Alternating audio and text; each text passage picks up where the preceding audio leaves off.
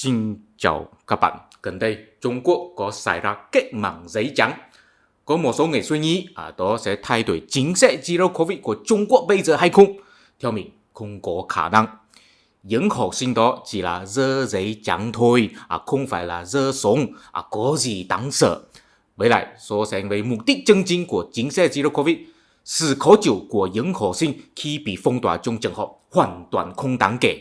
Đối với các nhà lãnh đạo của Đảng Cộng sản Trung Quốc, những học sinh đó là hoàn toàn không có nhìn thấy chiến lợi vĩ đại của Trung Quốc, lãng phí sự bồi dưỡng của quốc gia, đáng xấu hổ. Nếu có ai đến khi bây giờ vẫn thấy rằng chính sách Zero Covid của Trung Quốc là vì muốn ngăn cản sự lây lan của virus Covid, là vì muốn đề phòng sự quá tải của hệ thống y học, thì mình chỉ có thể than thở rằng nếu bạn không phải là người dân Trung Quốc, đó thật sự là một mất mát của chính phủ Trung Quốc. Tại vì chính phủ Trung Quốc chính là cần người dân giống như bạn, ngây thơ nghe lệnh, chính phủ nói gì thì tin gì, không bao giờ hoài nghi. Thật ra 6 tháng trước khi Thượng Hải bị phong tỏa, mình đã có làm video đưa ra ý kiến cá nhân mình rồi.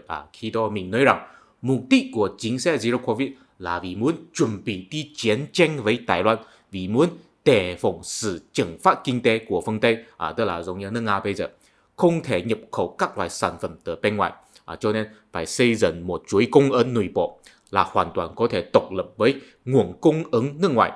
Nếu có chiến tranh, Trung Quốc không sợ phương Tây không bán hàng cho mình, tại vì tất cả các thứ đều có thể tự sản xuất trong nước.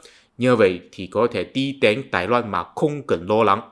Và chính sách Zero Covid chính là có thể tận dụng sự phong tỏa để bắt buộc các công ty nước ngoài hay các công ty Trung Quốc có nhập khẩu sản phẩm từ nước ngoài, bắt buộc họ không thể làm việc, không thể kiếm tiền. Công ty nước ngoài thì tự động đi ra khỏi Trung Quốc. Công ty Trung Quốc mà nhờ nguồn cung ứng nước ngoài thì tự động bị phá sản.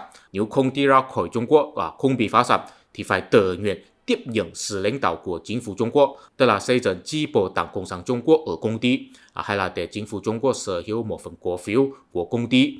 Sau đó chính phủ có thể trực tiếp chỉ huy các công ty phải sản xuất như thế nào, lấy nguồn cung ứng từ đâu, bán hàng cho ai, hợp tác với công ty nào, đều nghe theo sự chỉ huy của nhà nước, và dần dần xây dựng một chuỗi cung ứng thống nhất trong nước, có thể hoàn toàn độc lập với nguồn cung ứng của nước ngoài. Làm vậy thì trong tương lai nếu có chiến tranh với Đài Loan thì không sợ thiếu cái này cái kia. 6 tháng trước mình đã đưa ra ý kiến mình như trên rồi. Bây giờ chính sách Zero Covid vẫn tiếp tục và mở rộng đến nhiều chỗ hơn. Khi đó chỉ có Thượng Hải, Hà Nam, Bắc Kinh, Trùng Khánh, Đông Bắc, Quảng Tây, không có Quảng Đông. Và khi đó mình có nói với bạn bè mình rằng là 6 tháng trước bây giờ Quảng Đông chưa bị phong tỏa. Quảng Đông là nơi tập trung nhiều công ty và nhà máy nước ngoài nhé. Nếu có một ngày nào đó chính phủ Trung Quốc quyết định phong tỏa Quảng Đông thì nó sẽ gặp phải trở lực lớn. Bây giờ nhìn lại, dự đoán mình là hoàn toàn đúng. Nhưng nếu có ai nghĩ rằng trở lực lớn nhất mà mình nghĩ đấy là những học sinh dơ giấy trắng thì rất đáng tiếc. Không phải. Những học sinh dơ giấy trắng chỉ là một trở lực rất nhỏ. Đối với chính phủ Trung Quốc, những học sinh đó là đáng yêu nhiều hơn đáng sợ.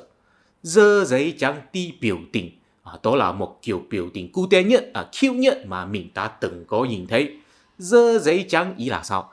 Ý là không dám thẳng thắn nói ra sự bất mãn của mình, chỉ có dám để người ta biết rằng bây giờ mình thật sự khó chịu, xin đừng phong tỏa nữa, xin hãy thương xót mình. Giống với con bé xin bố mẹ đừng đánh mình nữa, có tác dụng gì? Mình dự đoán cái mà gọi là cách mạng giấy trắng sẽ kết thúc trong 1-2 tuần.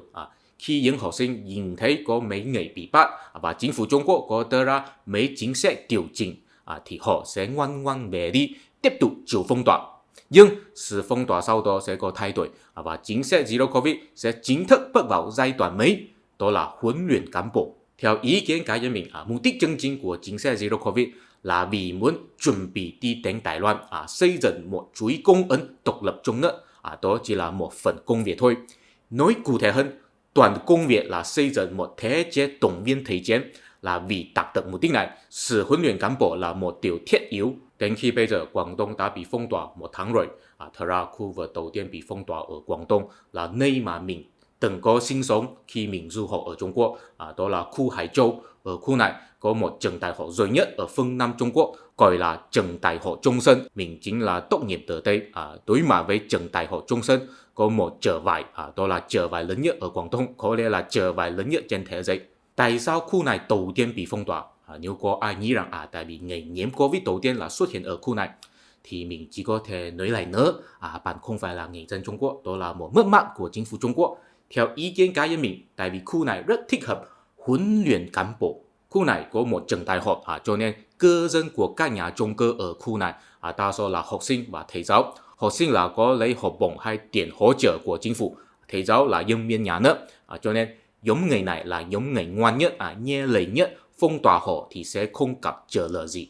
Nhưng khu này cũng có một trở ngại rất lớn, có nhiều cư dân là công nhân của các nhà máy dệt vải, mỗi ngày họ phải đi làm việc, sự phong tỏa sẽ ảnh hưởng họ rất lớn, cho nên phong tỏa họ thì sẽ gặp trở ngại lớn. Một nhóm người tức là học sinh và thầy giáo phong tỏa họ rất dễ, còn một nhóm người khác công nhân của nhà máy dệt vải phong tỏa họ thì khó hơn. Đó chính là một tình huống thích hợp nhất cho sự huấn luyện cán bộ, tại vì có thể tính toán ra một phạm vi chịu áp lực của người dân. Nguyên lý của nó là như sau: khi một chính sách phong tỏa giống nhau được chấp hành, có hai nhóm người, phản ứng của họ tất nhiên sẽ không giống nhau. Đối với công nhân của nhà máy dệt vải, họ bị phong tỏa một tuần thì không chịu được nữa, có lẽ sẽ bắt đầu gây chuyện rồi. Bị phong tỏa một tuần là chỉ số chịu áp lực của họ, cũng là giới hạn thấp nhất của biện pháp cưỡng chế chính phủ, tức là đối với đại đa số người dân ít nhất có thể chịu được bị phong tỏa một tuần. Còn đối với học sinh và thầy giáo, sau khi bị phong tỏa một tháng mới không chịu được nữa, bị phong tỏa một tháng là chỉ số chịu áp lực của họ, cũng là giới hạn cao nhất của biện pháp cưỡng chế chính phủ, tức là đối với đại đa số người dân nhiều nhất chỉ có thể chịu được bị phong tỏa một tháng, ở giữa một tuần và một tháng, đó là phạm vi chịu áp lực của người dân. Nhờ tính toán ra phạm vi này, các cán bộ và nhân viên có thể hiểu biết làm thế nào để kiểm soát cân tổ khi chấp hành biện pháp cưỡng chế.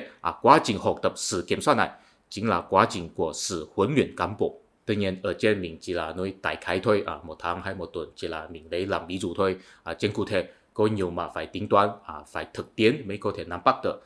Bây giờ có xảy ra cách mạng giấy trắng, đó chỉ là một trở ngại nho nhỏ khi cán bộ cơ sở vẫn chưa nắm bắt được từng tổ chấp hành chính sách. Có lẽ là nếu họ có chuẩn bị vật liệu đầy đủ và có kế hoạch chu đáo, ai là có thể đi ra ngoài, nếu có ai bị nhiễm Covid phải xử lý như thế nào, vân vân, có nhiều chi tiết mà cán bộ phải học tập. Cho nên bây giờ có xảy ra cách mạng giấy trắng, mình đoán ông Tập Cận Bình là bức xúc với những cán bộ cơ sở nhiều hơn những người biểu tình, tại vì người dân không chịu được bị phong tỏa. Đó đã là một điều có thể khẳng định trước khi phong tỏa. Vấn đề là cán bộ cơ sở phải hiểu biết làm thế nào để người dân phối hợp với chính sách nhà nước.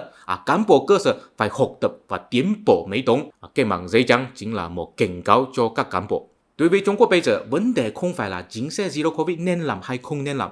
Tại vì Zero Covid không phải là mục đích. Mục đích là tạo nên một thể chế tổng biên thể chiến. Trong tương lai chắc chắn sẽ có biện pháp cưỡng chế nhiều hơn. Chính sách Zero Covid chỉ là một cuộc huấn luyện cho các cán bộ cơ sở thôi. So sánh với sự nghiệp thu hồi Đài Loan, sự khó chịu của những học sinh hoàn toàn không đáng kể. Không có một chút hy sinh thì làm sao có thể làm được cuộc phụ hân Trung Hoa dân tộc. Hoàn toàn không hiểu biết tâm tư tăng thân của ông Tập Cận Bình tội nghiệp. Nói đến đây có lẽ sẽ có người hỏi rằng, thế nếu không đi thu hồi Đài Loan thì không cần Zero Covid, đúng không? Thế tại sao Trung Quốc bắt buộc phải đi đến Đài Loan? Điều rằng bạn suy nghĩ quá nhiều, lo lắng quá nhiều, có một chút thuyết âm mưu. Trong video hội viên, mình sẽ giải thích tại sao mình nhận tin rằng Trung Quốc bắt buộc sẽ đi đến Đài Loan. Hy vọng có thể gặp bạn trong video hội viên. Cảm ơn.